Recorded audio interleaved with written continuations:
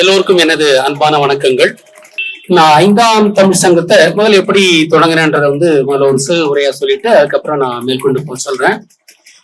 2020 வாக்கில் எனக்கு என்ன ஒரு சிந்தனை வந்ததுன்னா, ஆரியர்களுக்கு அதாவது பிராமணர்களுக்கு RSS, பஜ்ரங் தள் போன்ற அமைப்புகள்லாம் இருந்தது.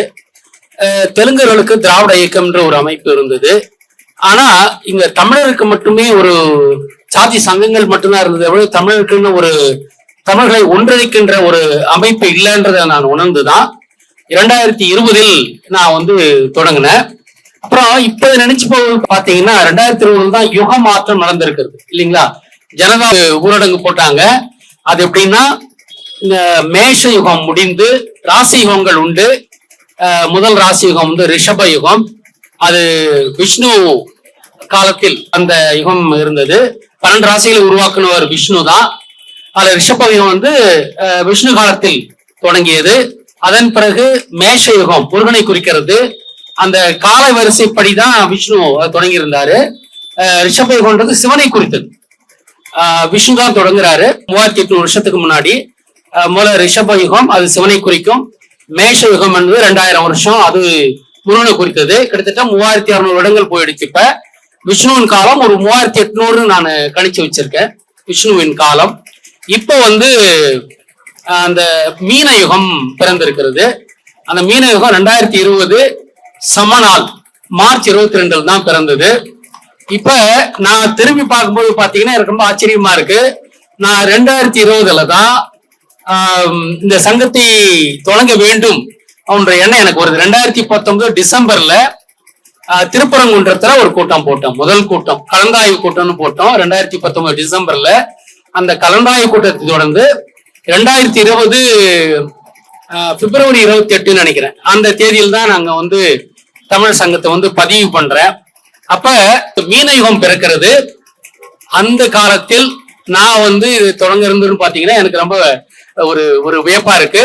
இன்னொன்னு இந்த 12 ராசிகள்ல ராவண இந்திரன் தான் மீன ராசின்னு நான் கண்டு சொன்னேன். 12 ராசிகளையும் கட்டுடைத்தது நான். அப்ப அந்த 2020 நான் தமிழ் சங்கத்தை தொடங்கி இருக்கிறேன்றது எனக்கு ஒரு இப்ப நினைச்சு பார்க்கும்போது ஒரு மகிழ்ச்சியா இருக்கு, ஒரு இன்ப மகிழ்ச்சியா இருக்கு. இது தமிழர்கள் சொந்த மண்ணிலேயே கடந்த 700 வருடங்களாக அடிமைகளாகத்தான் வாழ்ந்து கொண்டிருக்கிறோம். 1336 வித்யாரண்யன் என்ற ஒரு யூத பிராமணன், ஹரிஹர புக்கர் 2 பேரை கொண்டு வந்தது. அவங்க நாயுடுக்கள். அவங்கள தமிழ்நாட்டை கொண்டு தமிழ்நாட்டை ஆள வச்சாங்க. அவர்கள் நாயுடுகள் தான். நாயுடுகளுக்குன்ற பேரே நாய்களாக தமிழர்கள் மீது ஏவி விடப்பட்டவர்கள். இப்படிதான் அந்த நாயுடுன்ற பேரே கூட வந்திருக்குங்க. சோ அது கூட இதுல கூட அந்த பாகுபலி திரைப்படத்துல கூட நாயின்னு ஒரு கூப்பிடுற ஒரு இது வரும் ஆச்சுங்களா, அந்த சொல்லாட்சி வரும். வணக்கம். ஏன் அதை செய்யறாங்க பிராமணர்கள்? நம்ம மேல ஏன் மத்தவங்களை ஏவி விட்டாங்கன்னா, இப்ப நான் ஆய்வு செய்து பார்க்கும்போது ராமாயணத்துல அவங்க எழுதின ராமாயணத்துல ராமன் வெற்றி கண்டான் அப்படின்னு தான் எழுதி வச்சிருக்காங்க. ராவண இந்திர கும்பர்கள்லாம் செத்துட்டதா கொலை செய்யப்பட்ட அவங்க ராமாயணத்துல போடுறான்ல. இதுல என்ன ரகசியம் கிடையாது. இந்த டிவி சீரியல் எல்லாம் போடுறாங்க, அதெல்லாம் பார்த்திருப்போம் நம்ம. ஆனால் உண்மை என்னவென்றால், அப்படி அவங்க உண்மையிலே ஜெயிச்சிருந்தாங்கன்னா ஒவ்வொரு வருஷமும் இந்த ராமலீலான்னு ராவண இந்த கும்பகர்ணனுக்கு சிலை எழுப்பி அது மேல அம்பு பாய்ச்சி தீ வச்சு கொளுத்துறாங்க இல்லைங்களா. அவங்க ஏன் செய்யணும்? அவங்க ஜெயிச்சிருந்தாங்கன்னா செய்ய மாட்டாங்க. ஒவ்வொரு வருஷமும் செய்யறாங்க. ஆனா அவங்க ஜெயிக்கல, அவங்க தோற்றுட்டாங்க. ராமன் தலை அறுபட்டு பாக் ஜலசந்தி, அதாவது நம்ம சேது சமுத்திரத்தில், அது சேது சமுத்திரம் சிவந்த சமுத்திரம் தான் சேது சமுத்திரம். ராமனின் ரத்தத்தால் சிவந்த சமுத்திரம் சேது சமுத்திரம், அங்கதான் மாண்டறாங்க. இப்ப அந்த நிகழ்வாலதான் பிராமணர்கள் யூதர்கள் நம் மீது மிகப்பெரிய காழ்ப்பு கொண்டு தமிழர்கள் என்றைக்கும் அடிமையாக வாழ வேண்டும் என்பதை அவங்க அவங்களுடைய ரகசிய திட்டமா வச்சிட்டு இருக்கிறாங்க. இந்த ரகசியம் தெரியாத வரைக்கும் நாம அடிமையாத்தான் வாழ்வோம். நம்மளால ஆட்சிக்கு பிடிக்க முடியாது. ஏன்னா சிலருக்கு அந்த இது வேணும், அந்த ஒரு ட்ரிகரிங் பாயிண்ட் வேணும். அந்த ட்ரிகரிங் பாயிண்ட் என்பது உண்மைதான். உண்மையிலேயே நாம அவன் அந்த கொளுத்துறது எல்லாம் என்னன்னா, ராவண இந்த கும்பகர்ணனை ஒவ்வொரு வருஷம் கொளுத்திட்டு இருக்கிறது காரணம் என்னன்னா, அவன் வெற்றி பெறவில்லை, நாம் தான் வெற்றி பெற்றோம். அதனாலதான் அந்த உள் ரகசியம் தெரிகிறதால்தான் தமிழர்கள் தமிழ்நாட்டை ஆளக்கூடாதுன்னு அப்பப்பயும் புது புது ஆட்களை இறக்கி விட்டுருக்கான். அன்னைக்கு வந்து அந்த புக்கர் அவங்கள எல்லாம் கொண்டு வந்து இறக்கி விட்டான். அந்த யூத பிராமணன், அதாவது உடுப்பி சங்கராச்சாரி. இப்ப வந்து யாரெல்லாம் இறக்கி விடுறான்றதை நம்ம பார்க்கிறோம். இப்ப நம்ம வந்து டிவிகே போன்ற அமைப்புகள் எல்லாம் இறக்கி விட்டது என்னன்னா, சினிமாக்காரனை மீண்டும் இறக்கி எப்படியாவது தமிழன் ஆட்சியை பிடித்து விடக்கூடாதுன்னு பாக்குறாங்க. ஆனால் 2026 நாம் இந்த தேர்தலில் வெற்றி பெறும் வாய்ப்பு இருக்கிறது. அதுக்கு நாம் வந்து கடுமையாக உழைக்க வேண்டும். அவர்களுடைய இந்த திட்டத்தை, சதி திட்டத்தை நாம் மாற்றி அமைக்க வேண்டும். சொந்த மண்ணில் தலை நிமிர்ந்து நாம் வந்து ஒரு ஆளுமை உள்ளவர்களாக வாழ வேண்டும், அடிமைகளாக வாழக்கூடாது. ஏன்னா தெலுங்குங்க வந்து மைனாரிட்டி தான், 10% தான் இருக்காங்க. ஆனா அவங்க ஆள்றதுக்கான வசதிகளை செய்து கொடுக்குறவங்க யாருன்னா பிராமணன் தான். திராவிடத்துக்கும் ஆரியத்துக்கும் ஏதோ வந்து பகை இருக்கிற மாதிரி உங்களுக்கு சொல்லுவாங்க. ஆனா அது உண்மை கிடையாது. அவங்க 2 பேரும் பூப்பந்தால் அடிச்சுக்கிறாங்கன்னு சொல்லுவாங்க. அடிச்சுக்கிறாங்க தான், பூப்பந்தால் அடிச்சுக்கிறாங்க, மேடைக்கு பின்னால கை கோத்துப்பாங்க. அவங்க 2 பேருக்குமே ஏன்னா திராவிடம் வந்து ஆரியனை திட்டம். அதனால நாம வந்து திராவிடம் நம்மளுக்கு நினைச்சுக்கிட்டு இருக்கோம். ஆனா ஆரியனே சொல்றேன், என்ன திட்டு, நீதான் எனக்கு பாதுகாப்பா இருக்கிய, நீ என்ன திட்டுறதால எனக்கு ஒண்ணும் இல்லை, தமிழன் திட்டினாதான் எனக்கு பயம் இருக்குன்றதால அப்படி ஒரு ஆட்டத்தை ஆடிக்கிட்டு இருக்காங்க. நாம வந்து அவங்களுடைய பிராமணியத்தினுடைய அந்த திட்டத்தை, சதி திட்டத்தை முறியடித்து 2026 நாம் ஆட்சி அமைக்க வேண்டும். அவங்க எல்லாம் சொன்ன மாதிரி இதெல்லாம் வந்து இறைவனின் ஆட்டமும் ஒண்ணு இருக்குங்க. நாம வந்து இப்ப புதிய அமைப்பு இப்பதான் இரண்டாவது பொதுக்கூட்டம் போடணும்னு நினைக்கிறேன். இது வரைக்கும் பொதுக்கூட்டம் போட்டதில்லை. ஆனா நாம வந்து எலெக்ஷன்ல நிக்கிறதுக்காக நாம 200 பேருக்கு மேல நம்ம பயிற்சி கொடுத்திருக்கோம். ஒரு எலெக்ஷன்ல வந்து தேர்ந்தெடுக்க மக்கள் பிரதிநிதிகளுக்கு என்ன தெரியணும் அப்படின்றதெல்லாம் நாம வந்து வகுப்பெடுத்து 2.5 ஆண்டுகள் நாம் வகுப்பெடுத்திருக்கோம். அவங்களதான் இப்ப வந்து நாம தேர்தலை நிறுத்த வைக்க போறோம். அதனால வந்து வருகின்ற ஆட்சியை சிறப்பான ஆட்சியாகவும் தமிழர்களை உண்மையிலேயே முன்னேற்றுகின்ற, ஏன்னா திராவிட முன்னேற்ற கழகம் என்பது தெலுங்கர் முன்னேற்ற கழகம் தான். முதல்ல தெரிஞ்சுங்க, திராவிடம் என்றால் பொதுவாக தென்னிந்தியாவை குறிக்கும் என்றாலும் கூட உண்மையிலேயே அது ரகசியமாக அது தெலுங்கர்களை முன்னேற்றிக் கொள்வதற்காகத்தான் கொண்டு வரப்பட்டது. அது திராவிடம் என்றால் தெலுங்கு என்றுதான் பொருள்படும். இப்போதான் தமிழர்களாகிய நாம் முன்னேற 5ஆம் தமிழர் சங்கத்தை நாம் ஸ்தாபித்தோம். அதன் பிறகு 5ஆம் யுக கட்சியும் இப்ப நாம உருவாக்கியிருக்கோம். அரசியலுக்கு பின்னால ஒரு இது இருக்கும், ஒரு தத்துவம் இருக்கணும். அந்த தத்துவம் தான் 5ஆம் தமிழ் சங்கம். அதனால நாம வந்து இந்த தேர்தலில் நம்ம களமிறங்க போறோம். நாம வந்து இந்த உண்மையை உடைக்கணும். நம்ம ஆள்பவர்கள் தெலுங்கர்கள், அவர்கள் வந்து ஒரு 10% இருக்கிறவங்க தான். இதை முறியடித்து, அவருடைய சதியை முறியடித்து, பிராமண சதியை முறியடித்து நாம் இந்த உண்மையை பேசும்போது மக்களுக்கு உண்மை தெரிந்து, நம்மை நாம் அறிந்து, நம்மை நாம் உணர்ந்து, நாம் நமக்காக வாக்களித்து நாம் இந்த வருகின்ற தேர்தலில் வெற்றி காண வேண்டும். இதற்குத்தான் நான் ரொம்ப கடுமையா நாம வந்து களமிறங்குறோம். அடுத்த ஆட்சி 2026 வரும் ஆட்சி தமிழரின் ஆட்சியாக இருக்க வேண்டும். சமீபத்தில் சில தீர்க்க தரிசனங்கள்லாம் சொல்லியிருக்கிறாங்க, ஒரு புதிய அமைப்பு வரும்னு. அதை நாம நினைச்சுக்கிட்டு இருக்கிறதா. நான் ஏற்கனவே நானும் என்னுடைய இது வந்து 2026 நான் 3 வருஷத்துக்கு முன்னாலே சொல்லிட்டு இருந்தேன். அது ஒரு இன்ட்யூஷன். நான் வந்து யோசனை பண்ணி சிந்திச்சு சீர்தூக்கி பார்த்து நான் பேசல, ஒரு இன்ட்யூஷன். அது வந்து 2026 யூதன் விழுவான் தமிழர் எழுவர் அப்படின்னு நான் சொல்லியிருந்தேன். நீங்க நல்லா பார்த்துக்கிட்டு இருக்கீங்க. யூதன் விழுந்து விட்டால், ஈரான் போட்டு பொழந்து கட்டிக்கிட்டு இருக்கிறத நீங்க பார்த்துக்கிட்டு இருக்கிறீங்க. அவன் வீணா இவங்களை வம்புக்கிட்டு வந்தான். ஆனா என்ன பண்றதுன்னு தெரியாம அமெரிக்காவும் இஸ்ரேலும் முழிச்சுக்கிட்டு இருக்கிறாங்க. அதனால யூதன் விழுவான் என்று சொன்னது பல விதங்கள் விழுந்துட்டான். இப்ப நம்முடைய கொள்கைகளை நான் கொஞ்சம் பேசலான் இருக்கேன். முதல் ஒன்று, தமிழை தாய்மொழியாக கொண்ட தமிழ் குடியில் பிறந்த தாய்க்கும் தந்தைக்கும் பிறப்பவர்களே தமிழர்கள். அவர்களே தமிழ்நாட்டை ஆள வேண்டும்.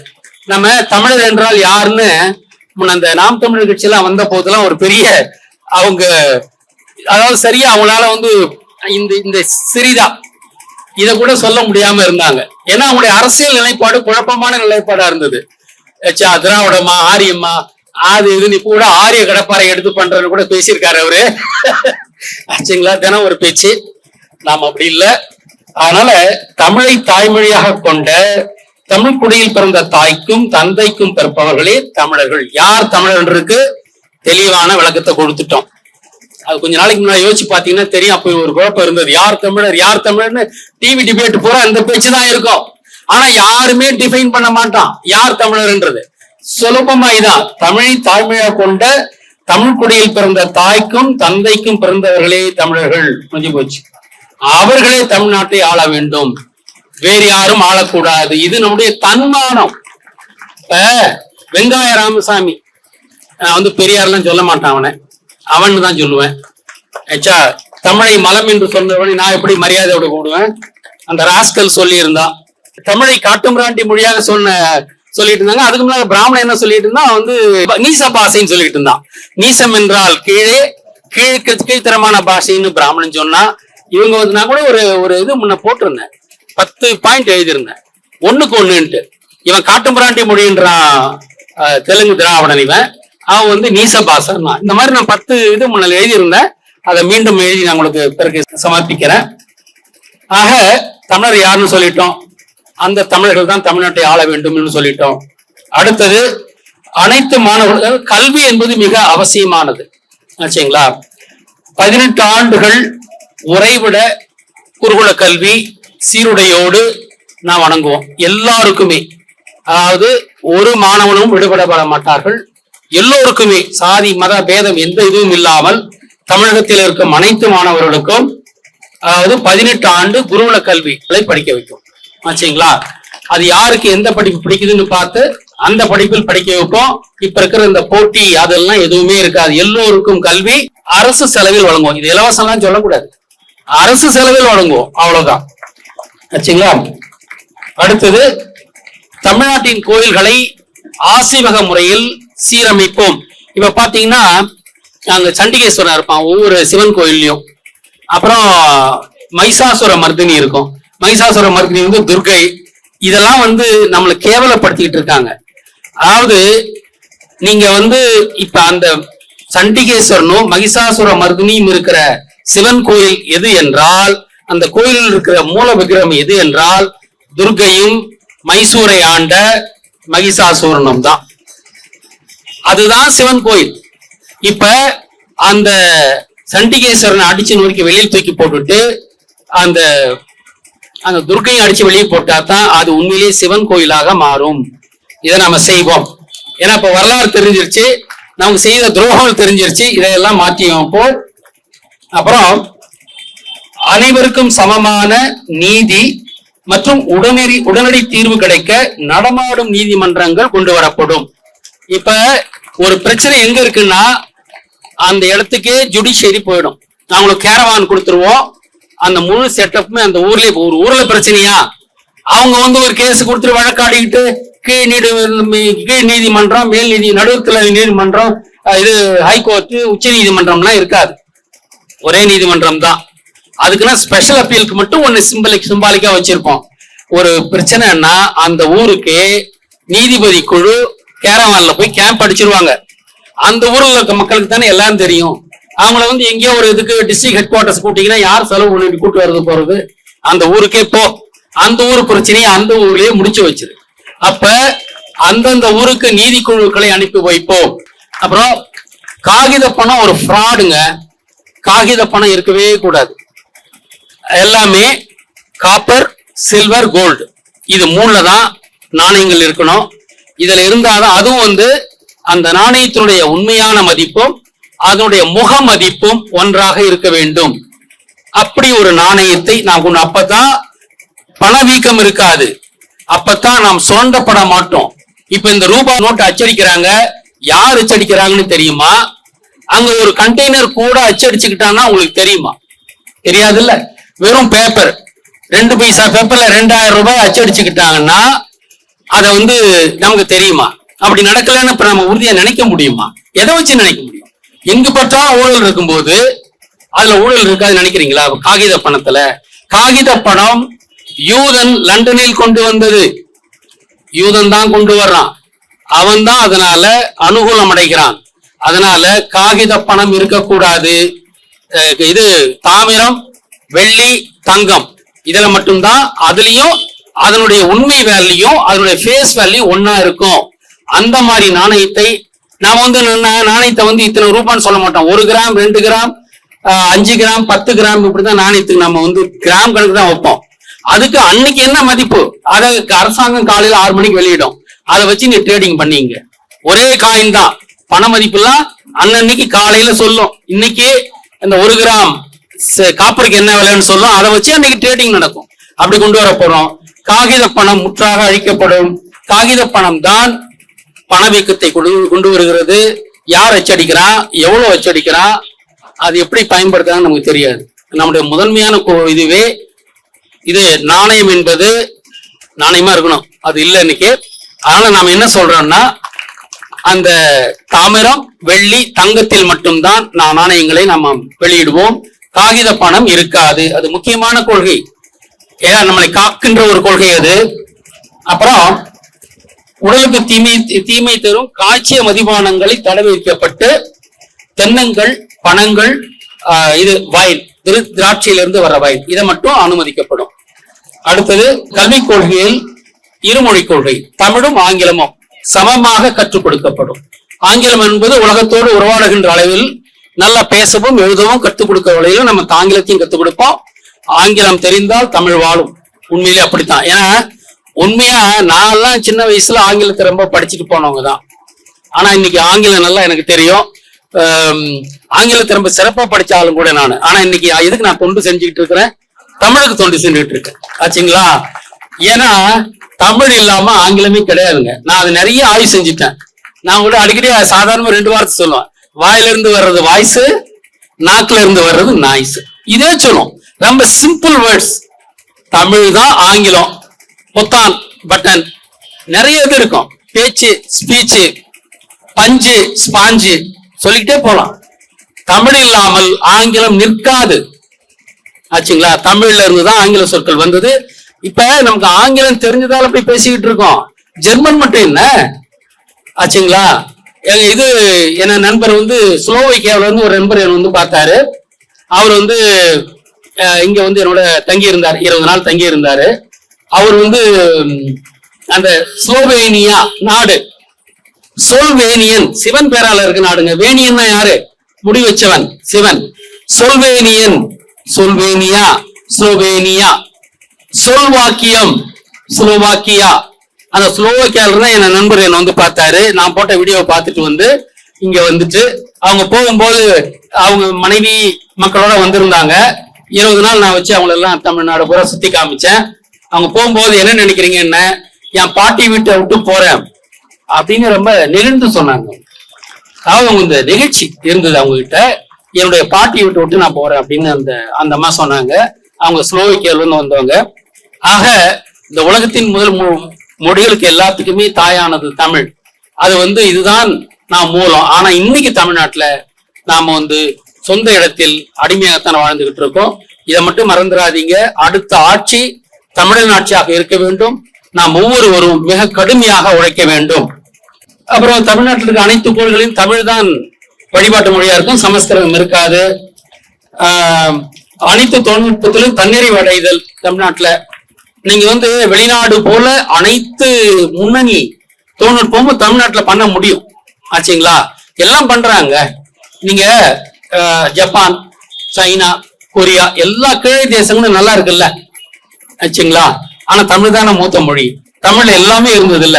இன்னொன்னு தமிழ் பேசும்போது சொன்னது என்னன்னா, கிருஷ்ணன் காலத்தில் ஏன் அது 2000 வருஷத்துக்கு முன்னால வரைக்குமே நம்ம கிட்ட இன்னைக்கு இருக்கிற அனைத்து தொழில்நுட்பமும் தமிழர்களிடம் இருந்தது.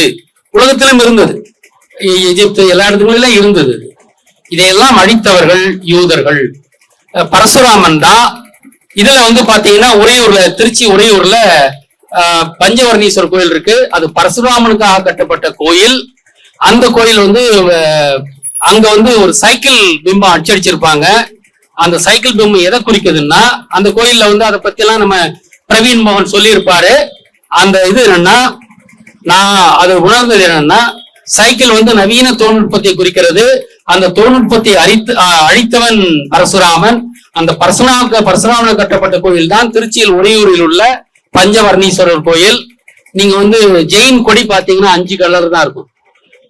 நம்ம கொடியில 6 கலர் இருக்கும். ஒன்னு 7வது கலர் வந்து டிரான்ஸ்பரன்சி. நமக்கு 6 வண்ணங்கள், பார்க்கின்ற வண்ணங்கள். ஜெயின் கொடி வந்து மகாவீர், அது நம்ம ஆசீவகத்தை காப்பி அடிச்சு கொண்டு வந்ததுதான் அந்த ஜெயின் மகாவீர் கொடி. அதுல வந்து 5 வண்ணங்கள் இருக்கும். இதெல்லாம் வந்து எப்படி நம்ம கிட்ட இருந்து எல்லாத்தையும் எடுத்துட்டு அவங்க தங்களுடையதான் மாத்திருக்கிறாங்க. அப்படி நம்முடைய தொழில்நுட்பங்களை அழித்தவர்கள் தான் யூதர்கள். அந்த யூதர்கள் பரசுராமன், அவனுடைய கோயில் தான் திருச்சி உறையூரில் இருக்கிற பஞ்சவரீச கோயில். அந்த கோயில்ல வந்து சைக்கிள் அடிச்சிருக்கிறது காரணம், சைக்கிள் என்பது நவீனத்தை குறிக்கிறது. அந்த நவீனத்தை அழித்தவன் பரசுராமன் என்பதை குறிக்கிறது தான் இருந்திருக்கு.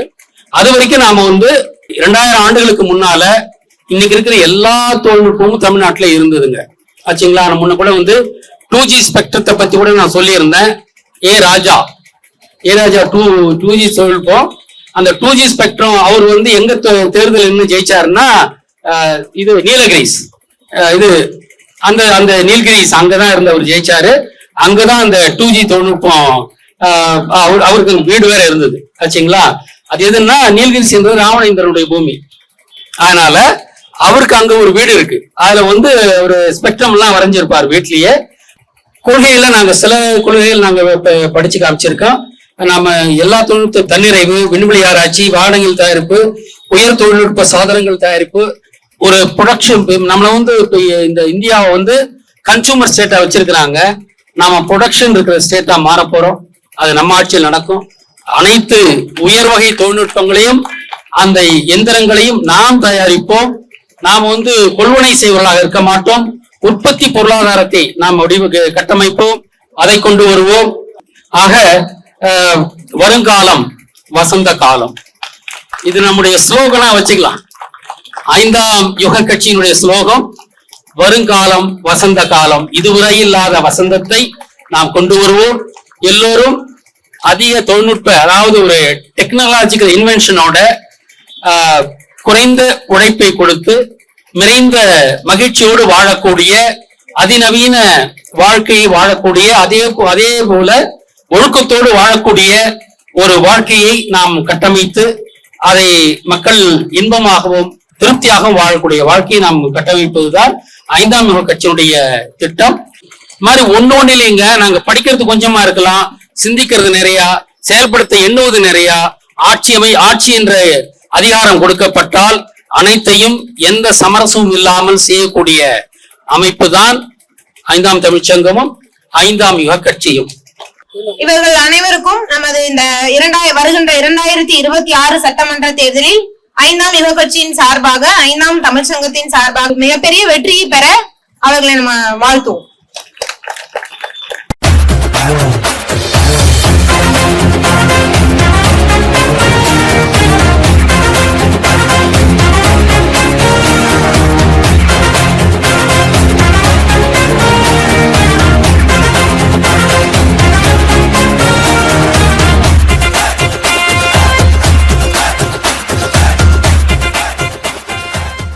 இத்தனை ஆயிரம் வரலாற்று உண்மைகளையும் மீட்டெடுத்த ஒரு ஒப்பற்ற மாமனிதராக, ஆய்வாளராக, சொல்லாய்வாளராக இருந்து கொண்டிருக்கிற நமது ஐயா பாண்டியன் ஐயா அவர்களை மறைப்பதற்கு படாத பாடுபட்டு கொண்டிருக்கிறார்கள். கொஞ்சம் நஞ்சம் அல்ல. அவரை மறைப்பதற்காக எண்ணற்ற போலிகள் எப்படியெல்லாம், எந்த வழியிலெல்லாம், யாரையெல்லாம் கொண்டு வர முடியுமோ அப்படியெல்லாம் முயன்று கொண்டிருக்கிறார்கள். அவர்களுக்கெல்லாம் ஒரு பதிலாக இந்த ஒரு 4 வரி செய்திகளை நான் சொல்லலாம். அவர்களுக்கு பதிலாக காண மயிலாட கண்டிருந்த வான்கோழி தானும் அதுவாக பாவித்து தானும் தன் பொல்லா சிறையை விரித்தாடினால் போலுமே கல்லாதான் கற்ற கவி. என்னதான் வான்கோழி மயில் போல தோவை விரிச்சு ஆடி ஆடி காமிச்சாலும் அது மயிலாகாது, அது வான்கோழிதான். அது ஆடி ஆடி காமிக்கலாம். தன் பொல்லா சிறகை விரித்தாடினார் போலுமே கல்லாதான் கற்ற கவி. அப்படித்தான் கல்லாதவன் கற்றவன் போல் அல்லது கற்பவன் போல் என்னதான் நடித்தாலும் அவன் கற்றவன் ஆக மாட்டான். இந்த ஒரு செய்யுளை அவர்களுக்கு எல்லாம் பதில் மொழியாக அவர்கள் தான் நம் ஐயா தான், நமது ஐயா ஆய்வாளர் தான். அவர்களுக்கு இந்த நாள் வரியை அவர்களுக்கு பதிலாக தந்துவிட்டு நமது ஐயா சொன்னபடி நமது 5ஆம் தமிழ் சங்கத்தின் முதன்மை கொள்கைகளாக இந்த 25 கொள்கைகளை ஐயா வெளியிட்டிருக்கிறார். இந்த கொள்கைகளை எல்லாம் நமது தமிழராட்சி அமைந்து நல்ல முறையில் இந்த கொள்கையை நாம் செயல்படுத்தி இந்த காலம், இந்த வருங்காலம் வசந்த காலமாகவே, உண்மையாகவே வருங்காலம் வசந்த காலமாய் அமைந்திட வேண்டி இந்த கூட்டத்திற்கு வருகை தந்த உங்கள் அனைவருக்கும் நன்றி பாராட்டி விடைபெறுகிறேன். நன்றி, வணக்கம்.